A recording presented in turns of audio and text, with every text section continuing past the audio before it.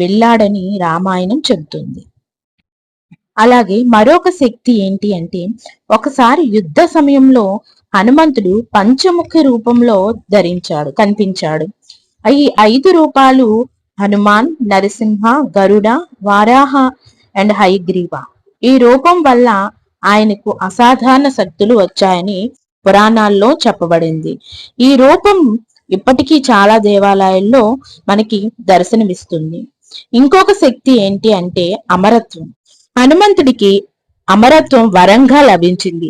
అంటే ఈ భూమిపై ఇంకా జీవించి ఉన్న చిరంజీవుల్లో ఒకరు అని నమ్మకం.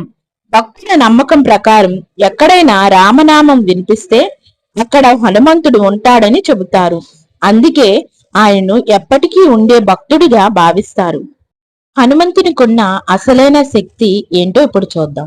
హనుమంతుడికున్న గొప్ప శక్తి కేవలం బలం మాత్రమే కాదు, అది భక్తి. రాముని పట్ల అతనికున్న భక్తి, అపారమైన భక్తి వల్లే హనుమంతుడు అసాధ్యమైన పనులు కూడా ఎంతో సునాయాసంగా చేస్తాడు.